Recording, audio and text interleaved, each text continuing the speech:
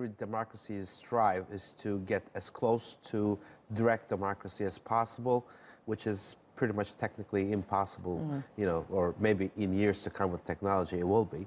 But it's one of those tools that you want to get as close to it as possible. I believe the genetics of the Turkish Turkish people were not that much cooperative with the parliamentary system.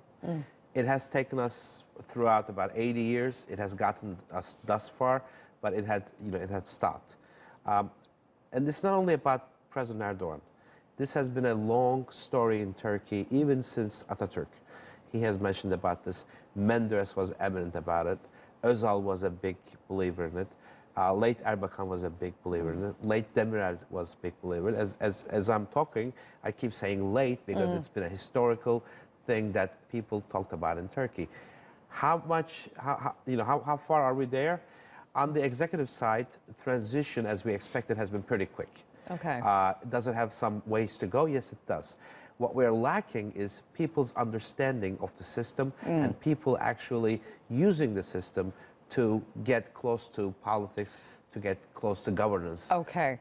I mean, give us an example, if you can, of what's been done more efficiently since this system was inaugurated. Well, what tangible things can you point at and say, this is how it's working? On the executive side, we have seen a number of things, but this, in the beginning, people attributed this to the way President Erdogan is characterized, usually, that he's a hands-on president, he does things right away.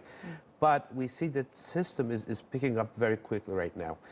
We have no more levels of bureaucracy from any level of bureaucratic process within ministries to the president. Now we have a system that channels are way open and pretty quick. Now, that's on the executive side. And a lot of people attribute this to the way President Erdogan usually acts anyway. But let's look at the other side.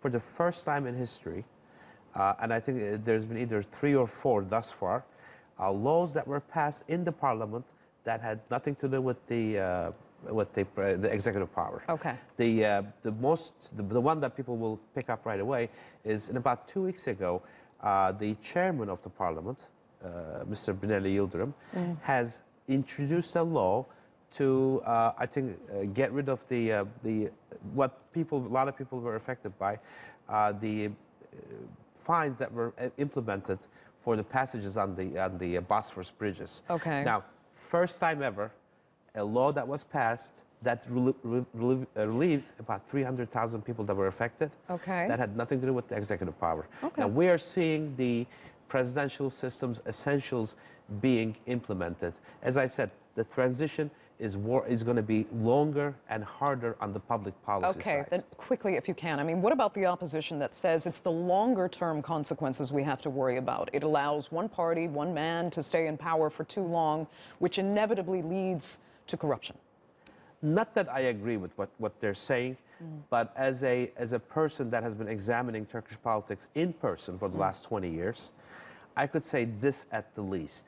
We have suffered as a country for years of not pinpointing a single politician for what was going wrong, because everybody was in a system where each can blame the other. Okay. This went on and on. Well, at least right now we have one person that we could pinpoint. If he does a good job, we'll re-elect him. If he does a bad job, we'll get rid of him.